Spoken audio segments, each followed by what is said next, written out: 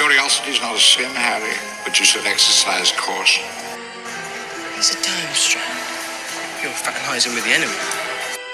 There's the Cruciatus curse. And we'll celebrate a boy who was kind and honest and brave and true, right to the very end.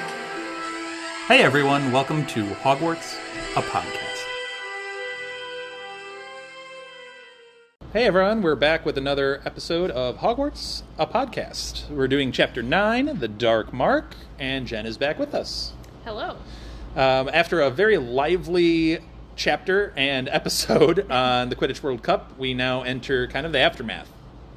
We get this kind of happy moment of the twins winning big, and everybody's kind of starting to come down a little bit of that Quidditch World Cup high craziness. Then we get even more nefarious craziness as Harry is awoken with a start by Arthur and told to get everything together. We have to leave, we have to move. Arthur and the three oldest, Percy, Charlie, and Bill, go off to find out what the commotion all is and help it. And the kids are just like, get out of here, get as far away as you can. Okay, so we know that there are a group of quote-unquote bad wizards who are floating bodies into the air and marching through the campgrounds. Not great. Fire, some green light going everywhere, it's a scary situation. People are screaming, people are running, they don't know what's going on. Ron has a really apt quote when he sees what's happening and sees the bodies, because they're not only just floating there, they're being magically contorted to jerk in grotesque ways. Well, and it's not just random people, it's a family, and there are two kids. That is correct. We find out that it's Mr. Roberts, who is the campground manager, and his family, and they don't say kids, they just say two smaller bodies, which would lead you to think children. Yeah. And Ron's quote, I think, really captures it perfectly. You know, you don't have to say a whole lot. All you got to say is, that is really sick. Yep. It's really sick. Yeah. So, and I always felt, at this point, empowered. Like, heck yeah, Weasleys. Like, you have Arthur, Percy, Bill, and Charlie, like, rushing in. I'm like, yeah, they're competent. They'll get this done, you know? Yeah. I always get that, like, good feeling when I see them rush off toward the danger. That's as Gryffindor as you could possibly get, yeah? Yes. Anyway.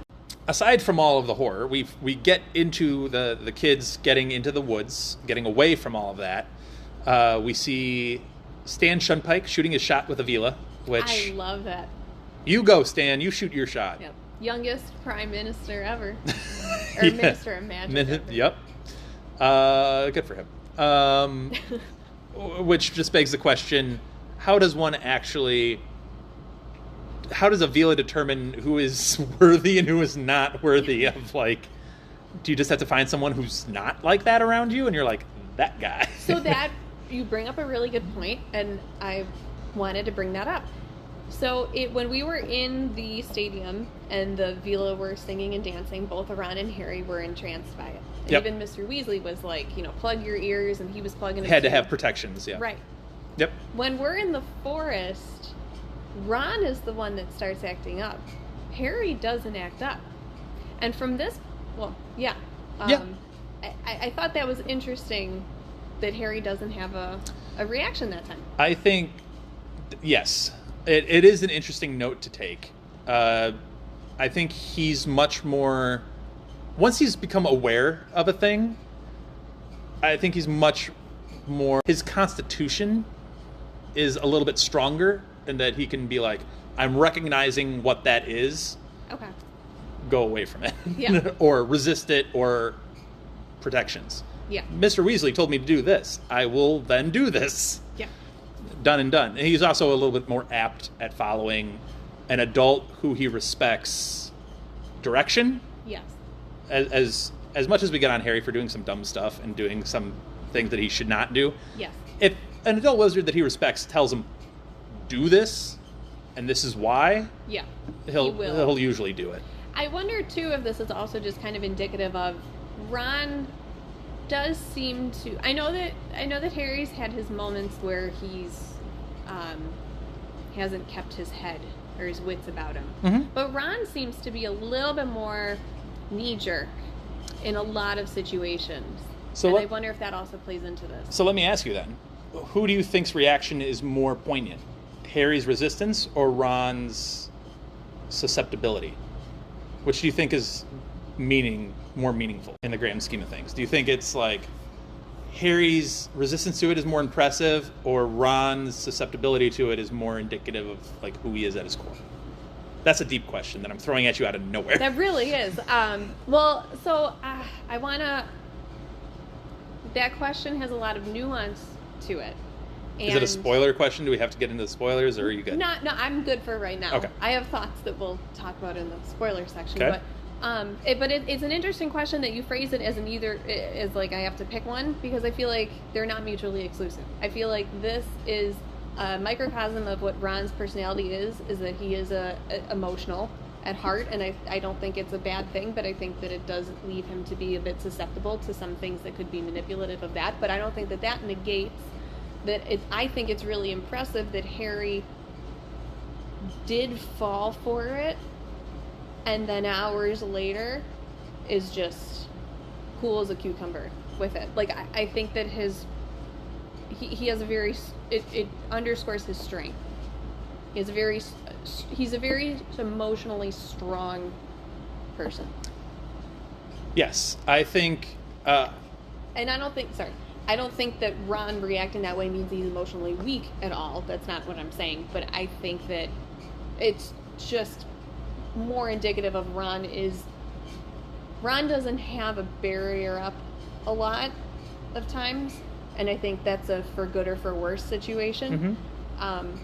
There are definitely things he's better at emotionally than Harry, but I just think it's so impressive to me that he's barely a teenager, and in a couple hour span he can resist something that his best friend hasn't figured out.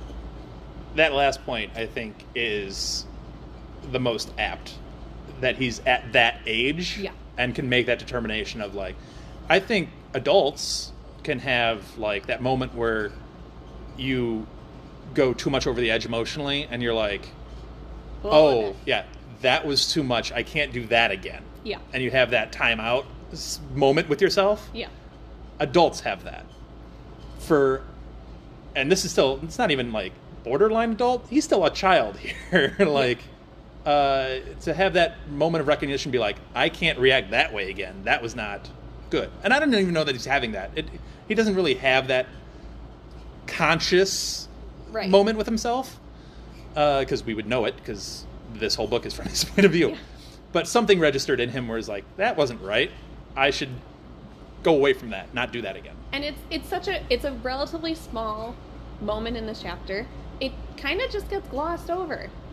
No one really points that out. No one really says, oh, look, Ron is reacting, Harry, he's not. Or Harry doesn't think to himself, wow, like, I can't believe Ron is reacting and I'm fine. There's zero, no one addresses it. It's other than Hermione being like, really, guys? Well, right, but even that's directed at Ron. That's not an acknowledgement that Harry didn't fall for it. I think, their friendship as the three of them is really interesting, because I think they check and balance each other really, really well. Yeah. Because what one's strength is another's weakness, and so on in the triangle. Yeah. It's a really interesting dynamic. Yeah. But I think, even though it wasn't said here, I do think Hermione recognizes a difference between the two of them in this moment, even though she doesn't say it. I don't think a lot gets past Hermione. No. She might be a little frustrated. In the moment, she might not recognize it. Oh, yeah. But down the road, she might be like, well, Harry didn't jump at Veela again. Right. Like, right now, she's probably thinking of the two of them in the box again, being like, oh my God, we're near Veela again. This is going to be disastrous. Anyway. Plus, I have more thoughts related to that, but I'll save them for the spoiler section. Sounds good. So they stumble along the woods, find themselves alone in the woods. They hear someone rustling in the dark edge of the woods. They hear this weird incantation, Mors Morta. Mors Mortar? I don't know how exactly to pronounce it. Morsmordre, which projects this massive skull into the sky with a serpent coming out of the mouth. The icon, which admittedly is a really cool image. Oh, it's such a cool. It's a really cool image, but it's obviously it's the Dark Mark. It's a very dark magic centered thing. It has a lot of negative connotations attached to it that invoke very real PTSD. Is not even appropriate, really. It's just like that fear, because it doesn't even have to be somebody that has a negative personal connection to it. Right. It just instills fear, deep-seated fear in anybody who sees it, because they recognize what that means. Yeah. What does it mean? It means that, because Arthur kind of breaks this into it a little later, it essentially means that Voldy himself, or a follower of Voldy, has been at a spot and death has occurred. I think he does a really good job of driving that point home when Ron is kind of being a little obtuse about it and just saying, it's just a symbol, why does it matter? And Mr. Weasley's like, imagine coming home to that. You know, and you don't even have to see it, you know what that means already. Yeah. And what are you about to walk in and see? Yeah. I thought that was just a very nice way of just concisely framing it as put yourself in that position for 1 second and see how it drives it home. It drives it home really, really well. Yeah. The whole scene that follows is chaos to the highest order. Yes. You get these faint popping sounds, which, again, Harry recognizes very quick. He's on top of his game right now. Harry recognizes as people apparating, and he's like, this probably isn't going to go well, and pulls them both down to the ground very quickly as 20 stunning spells come flying right over their heads. Yep. And it's all Ministry of Magic officials who went out and tried to stop the group, who converged on this spot where the skull was sent into the sky. And Arthur's like, wait, stop. That's my son. Yeah. And then you have just this interesting set of encounters between Arthur and Crouch and Diggory. Yep. And I really want to get your opinion on... Well, I want to get your opinion on Amos Diggory, because Julie and I had a whole thing on Amos and Cedric, because Julie is very questionable opinions on of Cedric. But Amos is a certain type of dude, and we see a lot of that here. Yeah. They have very interesting... First, it comes Crouch right out of the gate with, which one of you did this?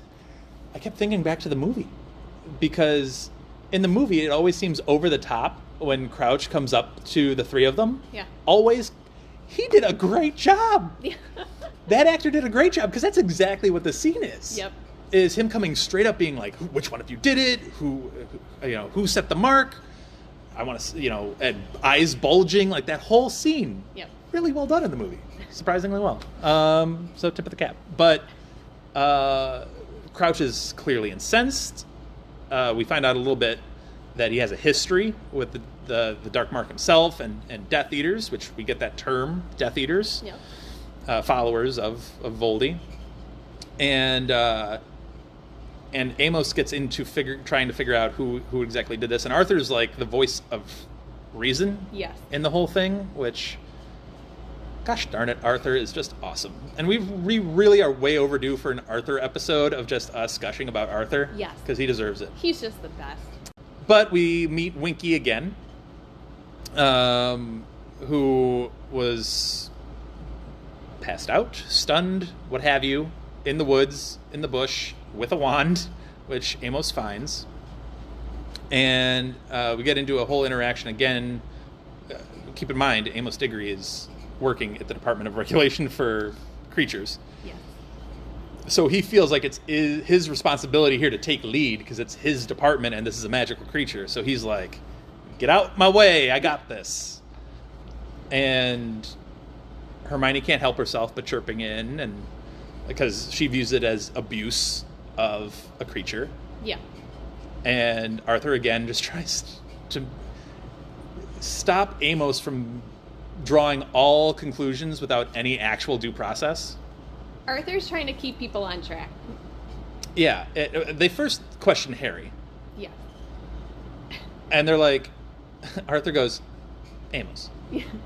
who are you talking to? Like, who are you actually talking to? This is Harry Potter. Yeah. Why?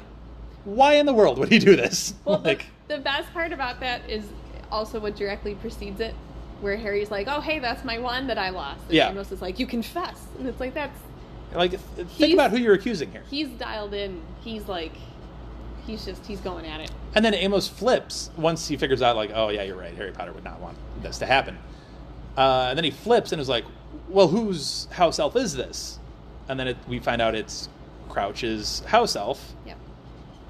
And he flips on Crouch and is like, or he doesn't even flip. He just goes, well, clearly this elf learned it from someone. And they all turn to Crouch and they're like, isn't this your house elf?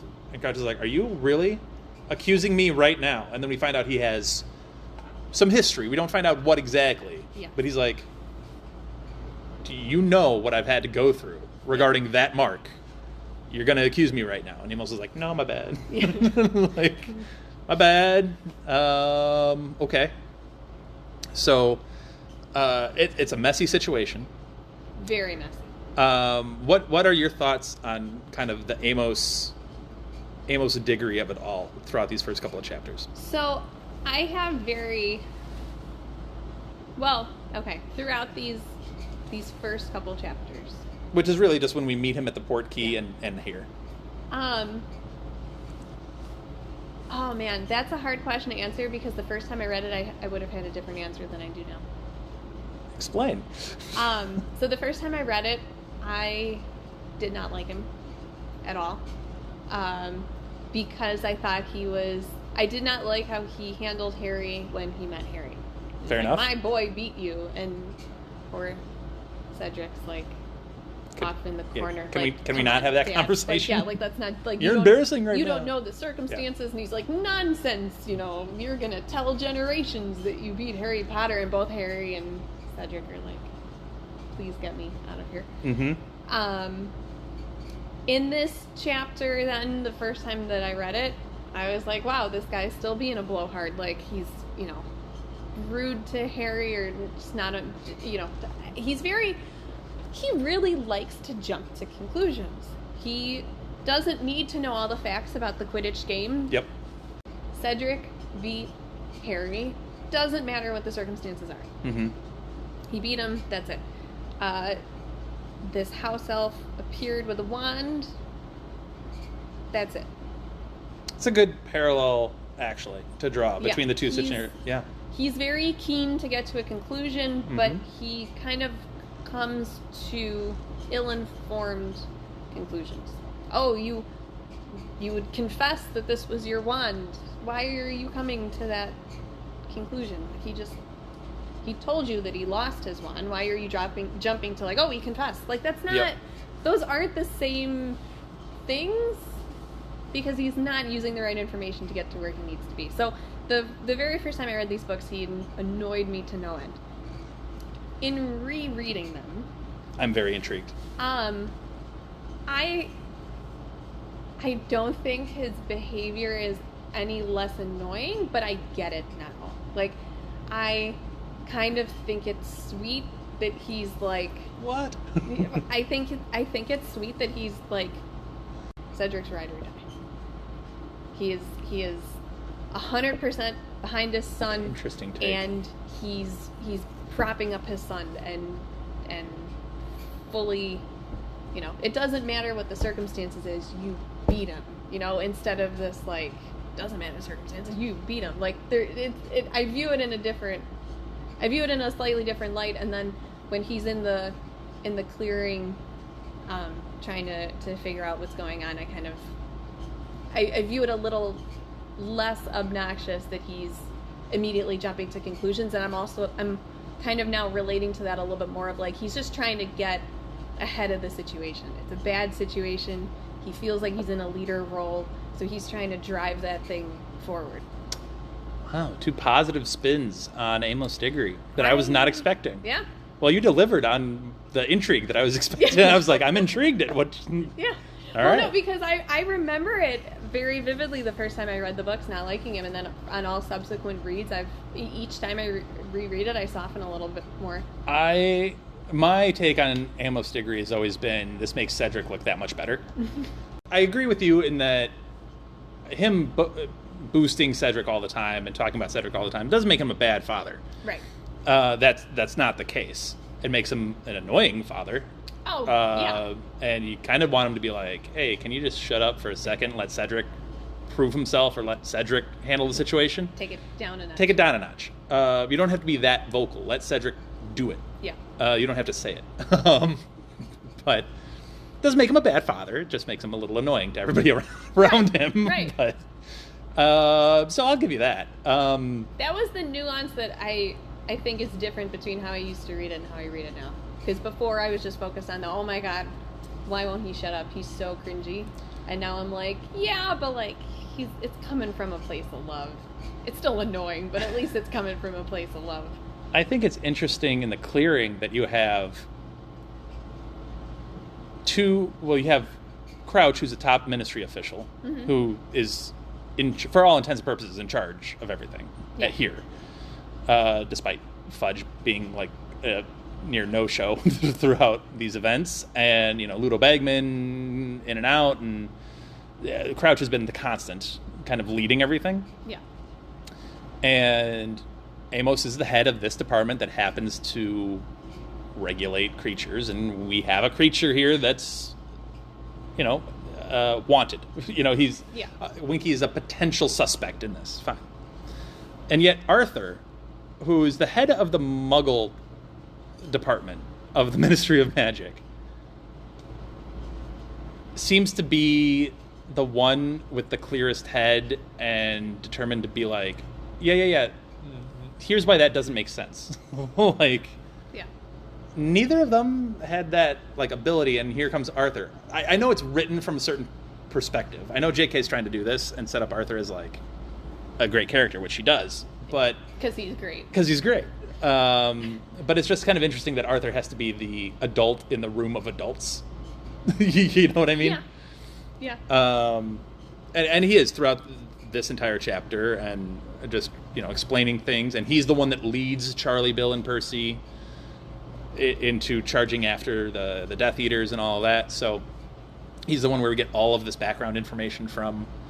Arthur's like the White Knight of this whole deal. He's a stereotypical father figure in all of the good ways. Every best sense of right. Yeah.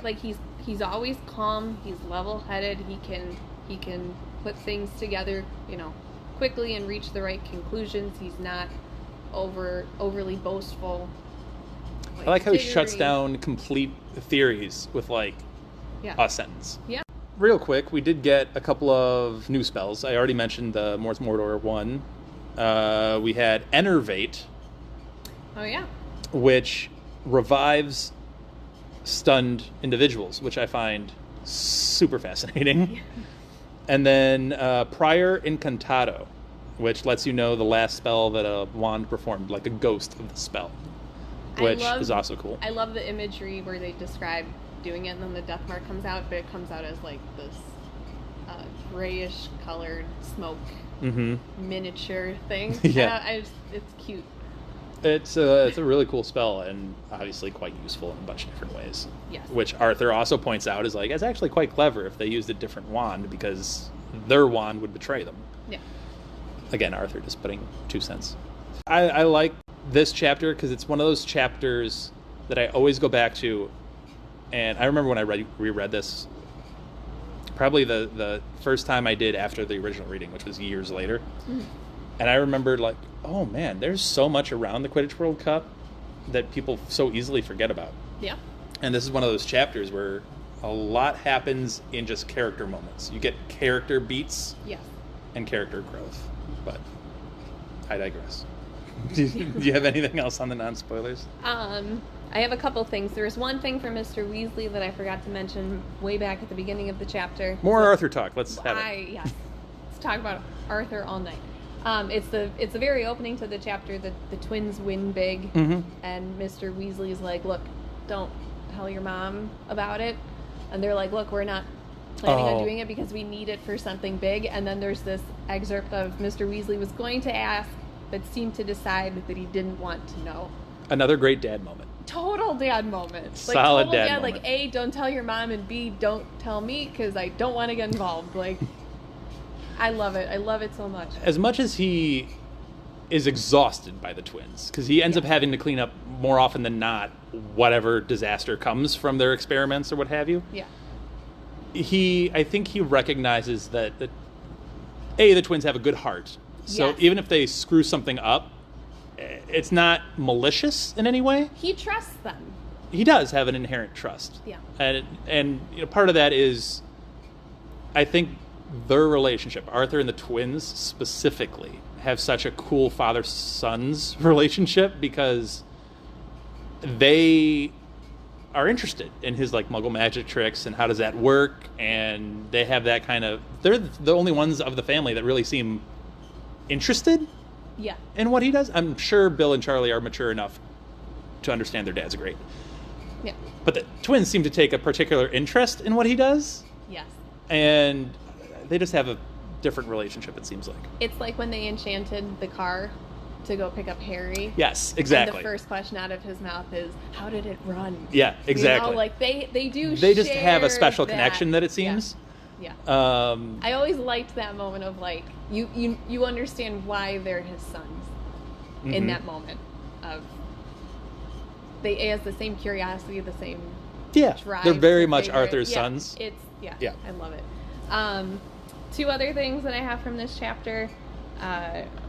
I thought that the chaos surrounding Winky was very well done and only gets better on subsequent rereads.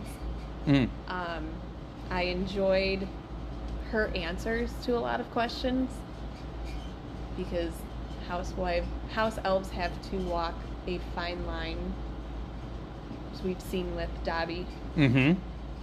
in terms of what they can or can't say versus the truth of the situation. Which, that note exactly Yes. brings up tons of questions. Because I'm like, you have a house elf, Yeah. and you have the person that house elf belongs to right there. Yep. You can ask specific questions if you wanted to.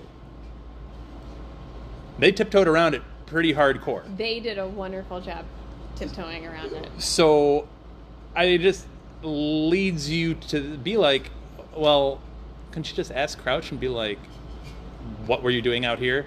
What Yeah. does Crouch not want you to know what exactly was going on? Ooh, you don't. Right. They tiptoe around everything really, really well in this chapter, is all I'm saying. They do. No, they really do. And then Hermione says something at the very end of the chapter that I thought was very insightful. If we're talking about this chapter is a big character chapter and getting insight into characters and like Harry's emotional state and things like that.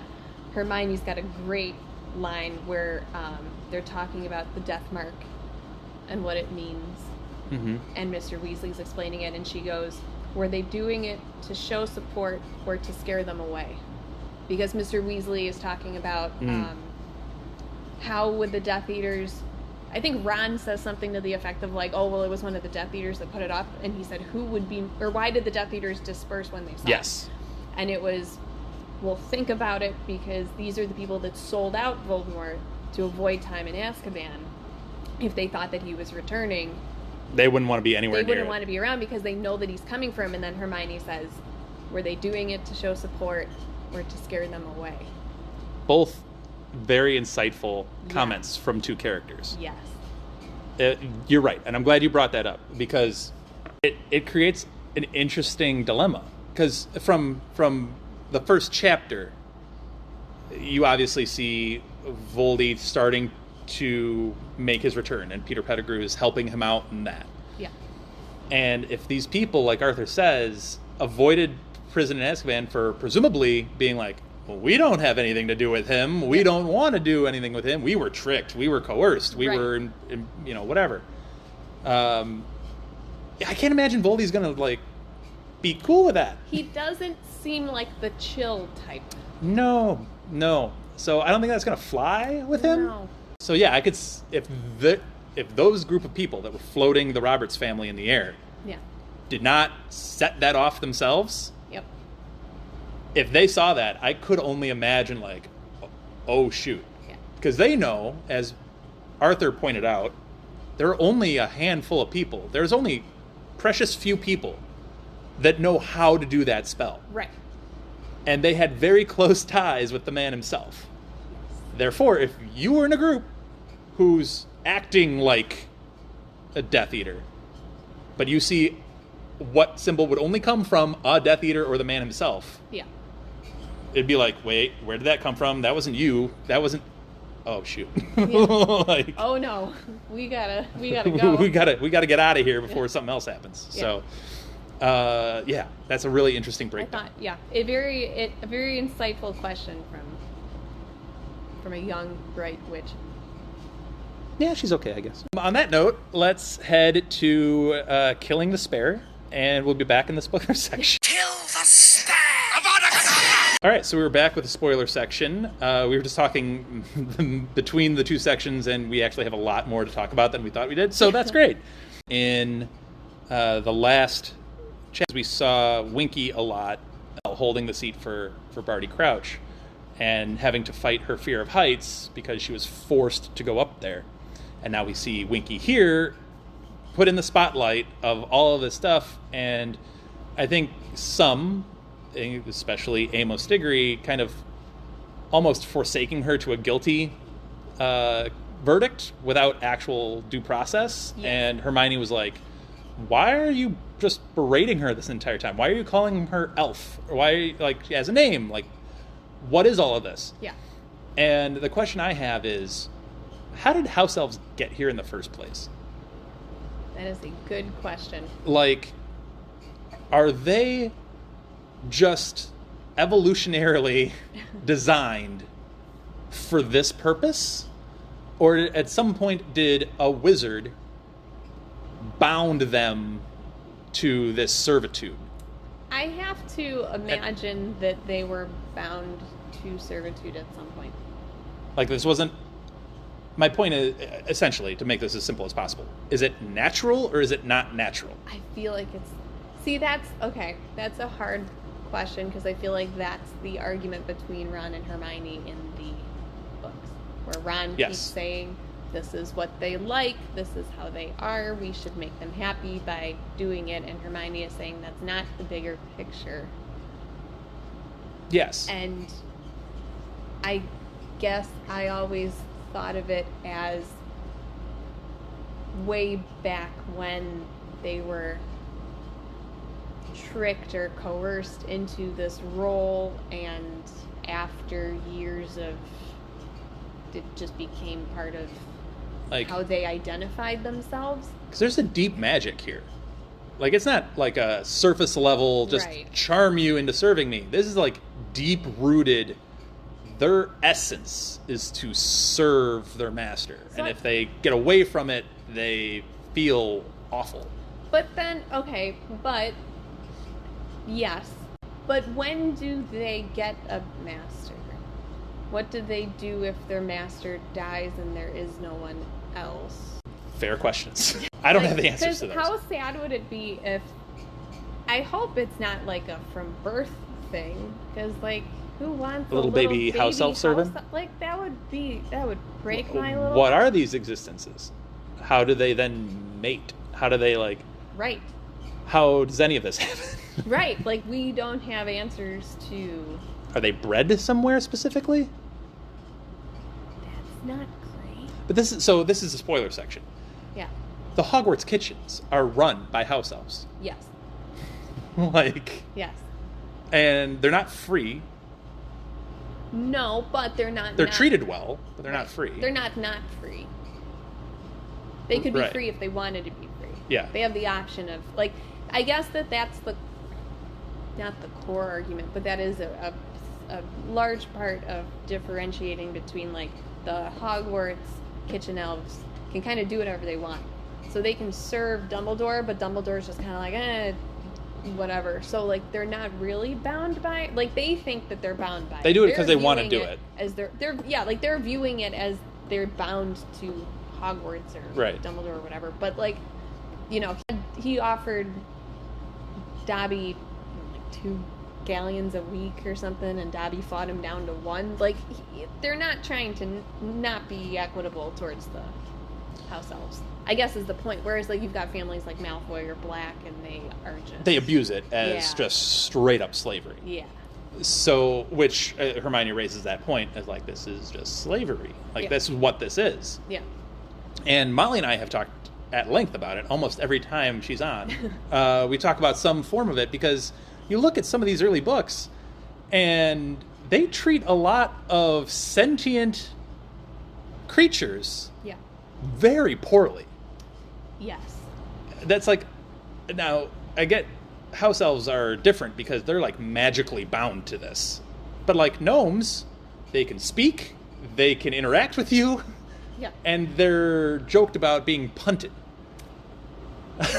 Like, what is this? Wizards are not good at treating other creatures that they deem lesser than themselves as, like, they're just not empathetic. It's like this happens again in book 5 with Umbridge and the centaurs, and the statue at the Ministry of Magic is everything's looking up at the wizard in, like, this awe of just, you know, oh my god, you're the greatest. And it's a very well established thing throughout the books too, that, like, the goblins are very not happy with the wizards and have their own history and have their own separate community entirely because they don't like how the wizards are. It becomes this thing in, I think it's 5, when Hagrid is going to the Giants with Madame Maxine. Yes. And that's a whole thing because historically wizards haven't treated the giants well, so that's why they're sending Hagrid and Maxine, because they're half giants and they can broker things a little bit better. Like, there's a well-established history of wizards just being jerks to anyone that's not another It's wizard. a power trip. It's how they can remain in power the most, because, as we learn in this chapter, Amos tells us she was found with a wand. So, at worst, she still gets a penalty for that, because you can't have a non-witch or wizard carrying a wand. That's so arbitrary, because they can do magic without wands. Yes. Well, a wand supposedly focuses that magic. Right. So if we know that house elf magic is quite powerful, and I'm assuming goblins have a good bit of magic in them and so forth, if you can focus that into something, I would imagine that would scare wizards to a epic level. You know what I'm saying? But why couldn't they, like, I don't understand the reluctance to not work with these other sets of magical people. I imagine it's just power. So, like, they know how powerful house elves can be. Yeah. Because they utilize it for themselves all the time. Yeah. If you gave something that powerful its freedom to do with that magic whatever it wants to do, and then you gave it a tool to focus said power, they feel like they might have their status threatened. That's why I feel like this is just a very elaborate brainwashing scenario, and that maybe the magic that's bounding them to these things is magic that they're setting up themselves under some misguided thing that this is what they're meant to do or what their purpose is. Because they're so intelligent, they can do a ton of magic. Yep. And you see in Dobby's case that he's able to you know, think past things or think for the greater good or to want things for himself. So it's not like it's those thoughts maybe don't happen ever in the house elf community. I think that they've just I think that they were the only ones that wizards were able to fully subjugate, and I think that they've brainwashed them over time, and that's because to me it just doesn't make sense that they're born with that innate desire, because you never hear of house elves for any other, for centaurs or giants or goblins or whatever. You only hear about it for wizards, and that to me just feels like a construct of the society that the wizards have created. I agree. I think of Dobby, especially when he's causing all of this mayhem, and I'm just like, well, how did even house elves get here? I don't know. No, I know. It's a wild thing, and it's a depressing thing. It's a very depressing thing. It really is. And when you look into the reality of it, you see, like, this is an example of how Harry Potter is actually much darker than you think of on the surface level. Like, when you ask these questions, it's not a happy sunshine and rainbows answer. This is not, it doesn't look good. No. Anywho. So yeah. on a somewhat related thing of that, one of the things I didn't want to point out in the non-spoiler section, I hinted around it a lot, of how J.K. really dances around the situation in the forest with Winky and Crouch and the way that they phrase things. Yep. And the one line that stuck out to me that I absolutely love in this is Diggory asks Winky, "Did you see anyone in the woods?" And she goes, "I is seeing no one," is her reply. She's being honest. She did not. That's one of those. Yeah. It kills me because on the reread, I'm always like, oh my goodness, that is so well crafted, because when you read it the first time, you're like, oh yeah, she didn't see anybody, and then you reread it again and you're like, she didn't see anybody. But he was there. He was there. Diggory should have been more specific. Yes, you have to know exactly which question you're asking. Yes.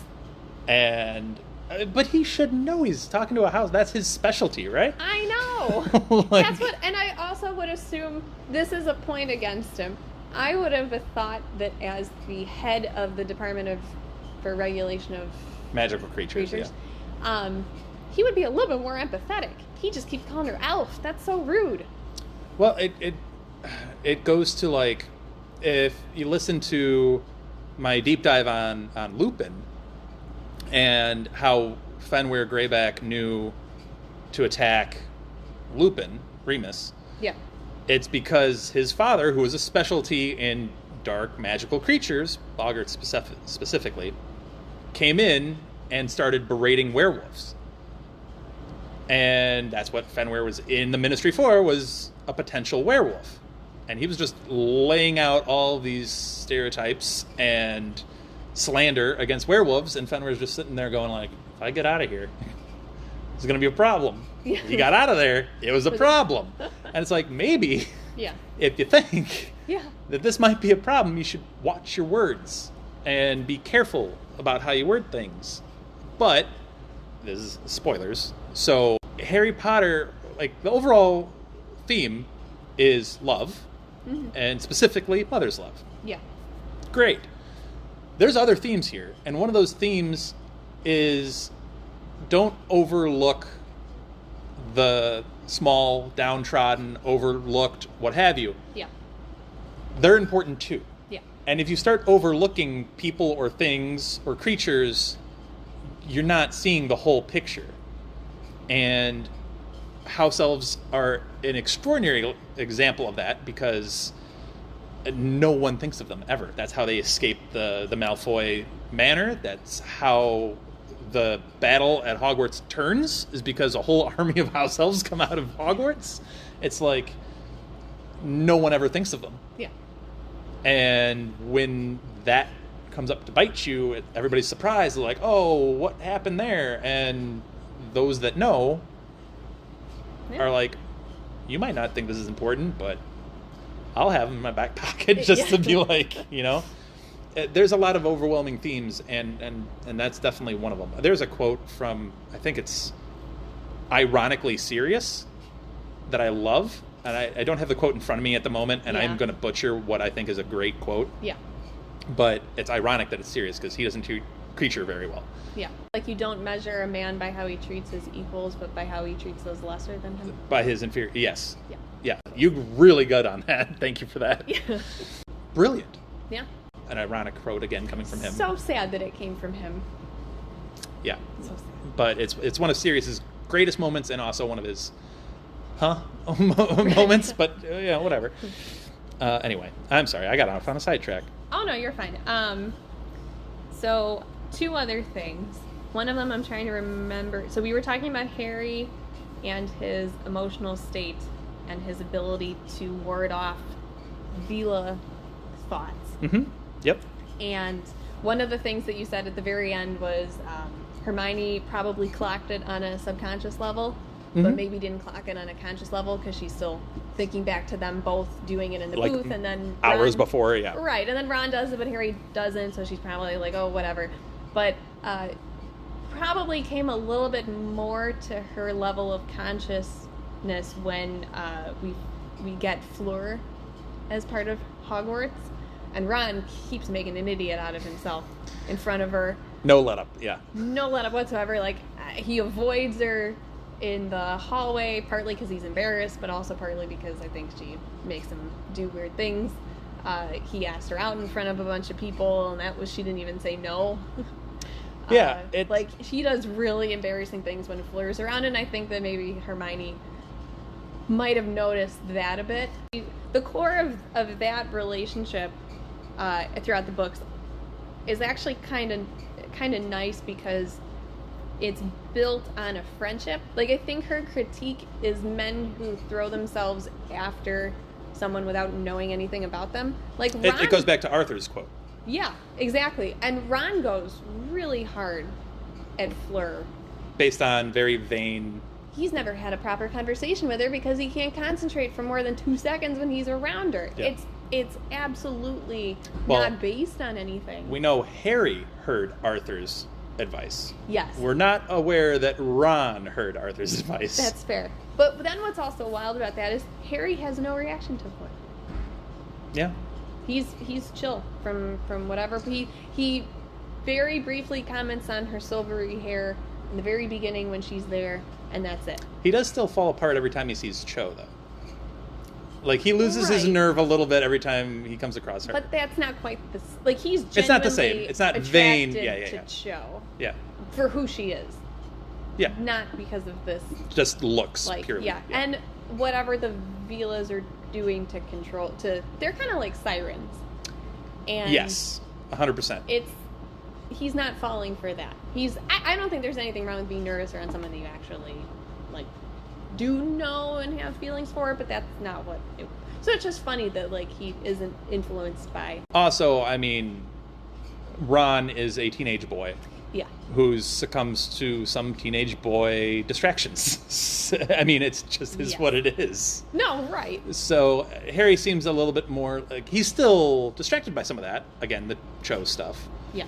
But he's a little bit more, he's got other interests and other things that can sway. Like, Quidditch is so big for him, and yeah.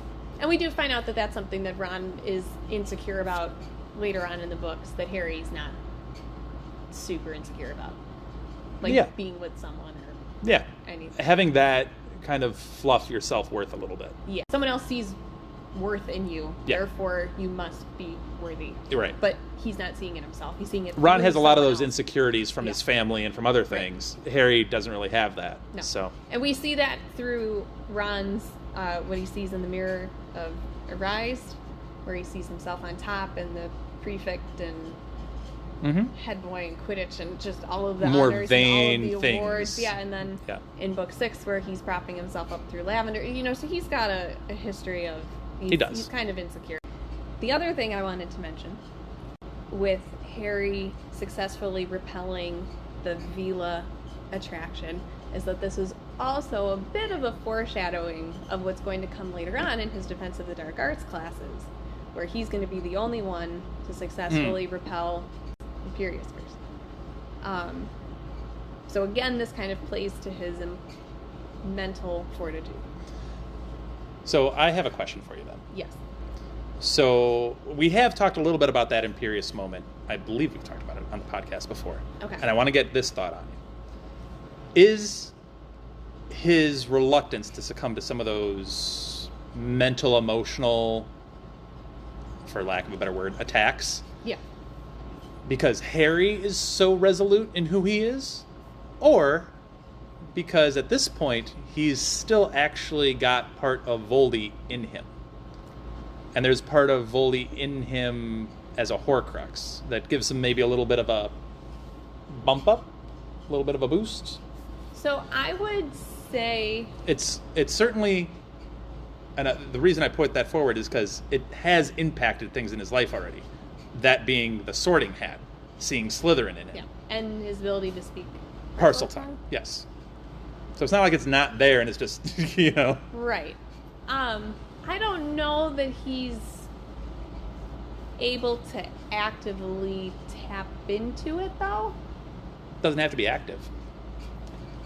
I read a really good theory that the reason that he's so good at repelling these things are because they make him feel normal. And since he's in a constant state of stress all the time, that when he feels normal, his immediate reaction is like, no, wait, this isn't right. That is so messed up. And I know we've talked about characters needing therapy. Right. So I don't know. I mean, that's an interesting point, and I can certainly see where you're coming from with it. I want to give Harry credit, though. We do know that he's a very powerful wizard. I'm going to take the lame answer. Yeah. Even though I just posed that to you. Yeah. The lame but probably correct answer is it's probably a little bit of both. It's Harry himself is a talented, yes, capable individual with a strong constitution because of what he's had to deal with and persevere through. Yeah.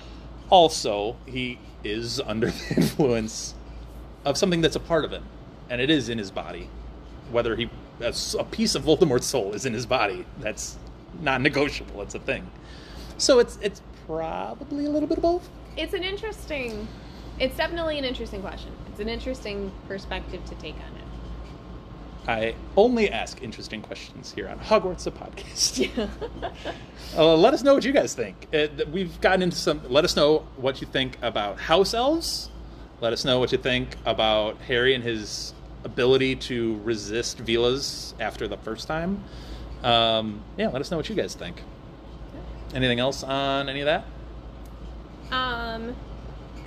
I'm done with my thoughts on Veela's for now. So I was doing the math on our last episode because you know me.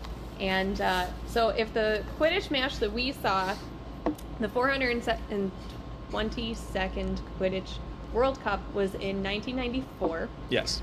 And the 427th Quidditch World Cup was in 2014. Correct. I believe that means that there should have been one in 98, 02, 06, 2010, and then 2014. That is correct.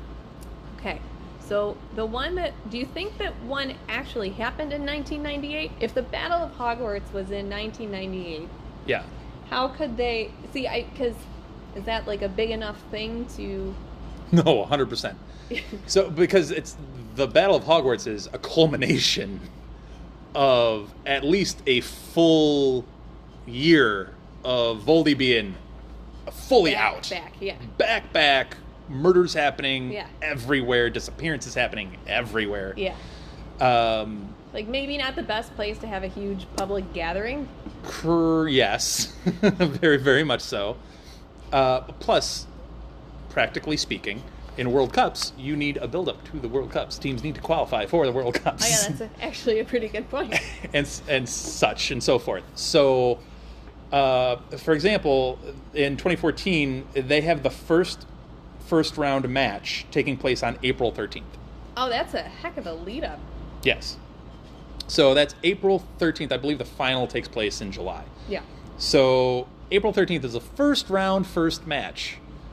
Well, that's prior to the Battle of Hogwarts taking place. So I'm assuming if it happened in 1998 and they didn't knock it off a year, which they could very easily have done, but if it happened in 1998, they could have just pushed it into the summer or into the fall or what have you. Okay. I mean, look at this current World Cup in real life. Usually it's a summer event, but because of where they're hosting it, in the summer it's like 120 degrees, so they pushed it to November. So we're going to be starting it soon. Things happen. Yeah. World War, that tends to push things off. So, yeah. All right, that's fair.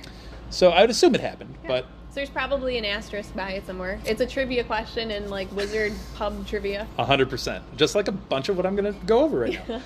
We're going long, so I'm going to kind of run through this at a fairly quick pace, so bear with me. But first round matches, there were some interesting kind of results. Norway played Ivory Coast. Norway won 340-100.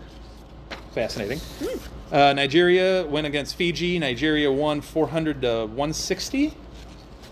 400? Mm-hmm. Huh? Domination. Brazil went against Haiti, and they're in fury. Brazil beat Haiti 100-90, but Haiti had to be disqualified because of an illegal capture of the snitch. It went up someone's sleeve. Oh. Which that can't happen. Huh. So there's that. Interesting. So it's fine to catch it in your mouth, but not in your sleeve? At least it's a body part, I Touché. guess. Also, you took it out of your mouth, I would assume. Right? Can he take it out of his sleeve? I don't know.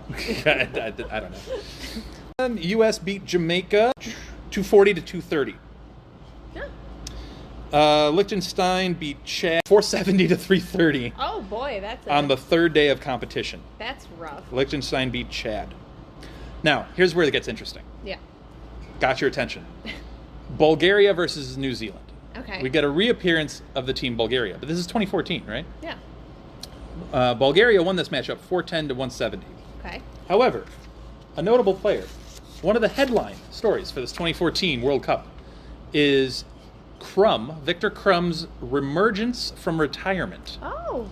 At 38 years old, he came back and he played in the World Cup at 38.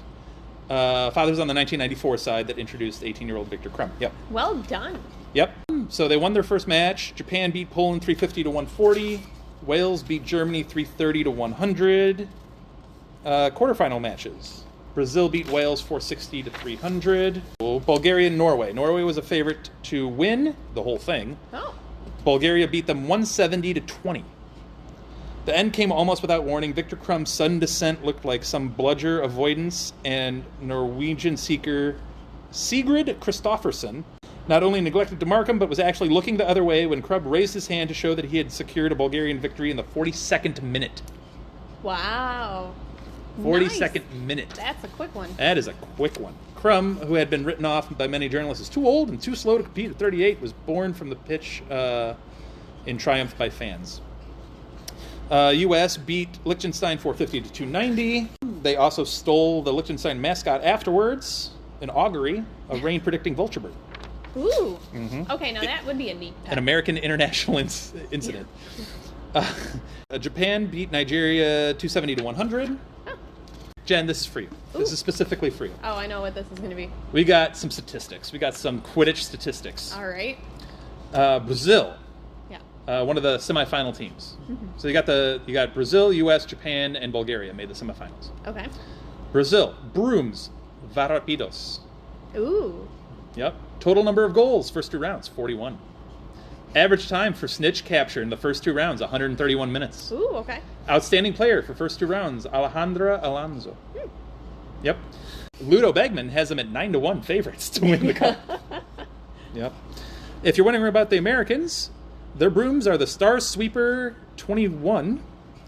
Total number of goals for the first two rounds, 39. Average time for snitch capture first two rounds, 100 minutes. Oh, okay. Outstanding player first two rounds, Darius Smackhammer, which is just awesome. That's a good name. They are 12-1 to win the title. So they give breakdowns, Japan and Bulgaria. Japan's average time of snitch capture, 61 minutes. Ooh, that's quick. Yeah, very quick. Bulgaria, 88 minutes. Okay. Semifinal matches, U.S. and Brazil. Brazil beat the U.S. 420 to 310 in a very close matchup. Ooh, okay. Bulgaria beat Japan, which was another favorite to win, 610 to 460. Jeez. High scoring. High score. Now, there was an interruption in reporting. Oh, no. An interruption in reporting because the gossip column took over. Okay. And Dumbledore's Army reunites at Quidditch World Cup final. Daily Prophet's gossip correspondent Rita Skeeter reports. Oh, boy. Uh-huh. Just note, they're not the only celebrities to appear. By the way, Dumbledore's Army are now celebrities. I love it. But among ministers of magic and presidents, Celestina Warbeck was there. Oh, okay. And the American wizarding band, the Bent Winged Snitches. Oh, that's cute. The Bent Winged Snitches, an American rock band. Love it. Anywho, Potter was there, took his young sons, James and Albus, to visit the players' compound where he introduced them to Bulgarian seeker Victor Crumb. Aww.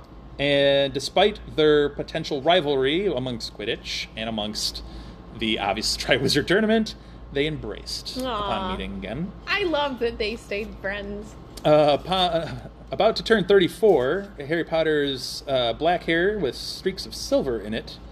Potter is sporting a nasty cut over his right cheekbone, but comments from the Ministry of Magic stay stale with, "We do not comment on the top secret work of the Auror Department. As we have told you no less than 514 times, Miss Skeeter." Perfect. Yep.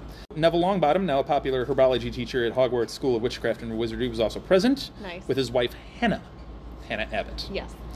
Hannah is not only retrained as a healer, but is applying for the job of matron at Hogwarts. Oh, nice. Taking over from Madame Pomfrey. I don't know if she'd been retired at that point or not. Yeah, good point. Yep. Luna Lovegood, married to Rolf Scamander, who we mentioned earlier, Yes. Or in our last chapter, grandson of celebrated magizoologist Newt. George, wealthy owner of Weasley's Wizard Wheezes. Charlie, dragon wrangler, still unmarried. Why? Says Rita. Percy, head of the Department of Magical Transportation, which we now know he's a part of. Now he's the head of it in 2014. Very nice. Yeah. And also, we get some notes, some gossip column from Rita about Victory being smitten with a young Teddy Lupin. I very vaguely remember reading that before. Wait, so Hermione and Ron weren't there? They were there. So she focused a lot on their hair. But, whatever. But yeah, they're like, yeah, they're there. They're always there. They're always with Harry. But yeah. So the final matches come down to Japan versus U.S. for the third place. Japan beat U.S. 330 to 120. Okay. And the final, Quidditch World Cup 2014, Brazil versus Bulgaria. And this extremely exciting and emotional match ended when veteran Bulgarian seeker Victor Krum caught the snitch, like he did in 1994, ensuring that Bulgaria won this time, 160 to 70. Ooh, very nice. So in his final Quidditch match, Good. Victor Krum seals the win for the Bulgarian side. He deserved it. So there you have it. A quick rundown of the 2014 Quidditch World Cup, which featured some interesting kind of tidbits. Jokingly aside, there's some cool tidbits in there about our characters in another setting post-epilogue. Yeah. So, no, that's nice. I like that a lot more than the epilogue, to be honest, because that actually feels like they got together and they're hanging out and they're like chilling and stuff. And it's not like just some happenstance like on the way to the train. As I've mentioned many a time, I am a massive, massive geography nerd, and my career is in sports. So when you give me that Japan is riding Yarirushi brooms, they scored 32 goals for the first two rounds, and Ludo Bagman gives them a 4-1 chance to win. That's awesome. Also, he lost a lot of money because Bulgaria was like something like 12-1 odds. Yes. And 50 to 1. They were 50 to 1 odds.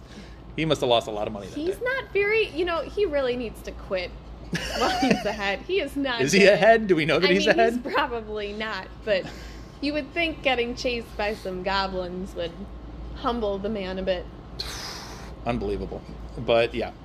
Nope, still out there betting. So. On the whole, though, he still cracks me up, so can't be mad at him. He's a character. He's an interesting character that still wears his team Quidditch robes. That don't fit anymore.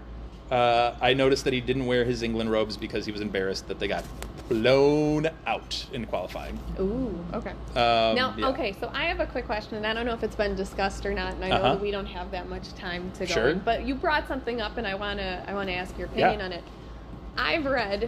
I come across fan theories online and whatnot. Mm-hmm. I internet sometimes, and one of the things that I read, and I kind of agree with it, and I want your opinion on this, is should Harry have been an Auror? Ooh. I've read some fairly compelling arguments that he would be a really good defense against the dark arts teacher. Well, we know that he would be a good defense against the dark arts teacher. And that it suits his personality. I can see it both ways, right? Because Auror, he's a lot more in line of like danger, and he definitely has. I know to his chagrin when Hermione tells him he has a hero complex, but he kind of has. He definitely or a savior complex, but he definitely does. But like I can also see the defense against the dark arts side of like he had such terrible experiences with it, like ensuring that he's able to actually instill knowledge into kids and teach them from experience. And like, I'm gonna throw a curveball at you. Yeah, go for it. I'm gonna throw a curveball at you. You're gonna say neither. No, I'm gonna say both. Haha! Curveball swung and missed. Okay, so how would that work? So look, right now he's an Auror, and he's in the Department of Magical Law Enforcement. Okay, he can't do that forever. Okay. Like he can't do that forever. At some point, he's got to step away from the physical you going out and catching dark wizards. All right, that's a good point. And when he hits that point, there's no let's be real, Albus and Minerva were not young people teaching at Hogwarts. They were not. They were not. So they weren't like Snape, who was fairly young teaching there. Yeah. They weren't like him. So he could always finish out his career. All we know in canon is that he's an Auror working for the magical. I think technically canon is he's the head of the magical law enforcement. Really? In canon, yes, because I think in Cursed Child, Hermione is the minister of magic, or the yeah, and he is like literally the number 2, and he's the head of the law enforcement. Oh, okay. They've risen to those levels. That's a cool in 2014. I think they mentioned that Hermione is still the head of the magical law enforcement department here. Okay. On her rise up. Okay. But in Cursed Child, she becomes Minister of Magic. He becomes the head of law enforcement, and they're like 1-2 at the ministry. Okay. That's fine, and I'm sure it provides a nice pension for his kids, and Right. that's wonderful. But he could always retire from that at some point, Yeah. and then come to Hogwarts and teach at, So I say both. I like because it. I want. I'm terrified. I want my cake and to eat it. I'm terrified with how much I've agreed with you tonight. We have agreed a lot. Yeah. In these last 2 chapters, we've agreed a lot, and I'm sure that will change swiftly. Savor it while you can. No, but I actually like that. I like that that's because he fits well with both. He would be good at both, and then it gives him an opportunity to be both. Yep. I like that. That wraps it up very neatly. Well Almost done. like this episode. No. So, despite there not being a whole lot more Quidditch from here on out, Yes. we will have you back on to discuss other chapters. So, Thank you. I'm sure there will be ample opportunities for you to disagree with me. I will try my best. So, with that, we will wrap it up here. Chapter 9, The Dark Mark. Thank you, everybody, for listening. We've, again, been growing quite nicely. Thank you to all of our listeners in the UK and Germany and Belgium and Sweden who have been listening regularly. New Zealand's been another one that we've been hearing a lot. Thank you very, very much. Thank you to the new countries that have tuned in. Oman and Hong Kong. We've been heard in Hong Kong, which is really, really nice. cool. So thank you to some of the new countries as well for tuning in. We really appreciate it. Hope you stick with us. And we'll see you on the next chapter. Thank you for listening to Hogwarts, a podcast. If you like what you've heard, please click the subscribe button on your preferred podcasting app and follow us on Twitter and Instagram at Hogwarts a Pod.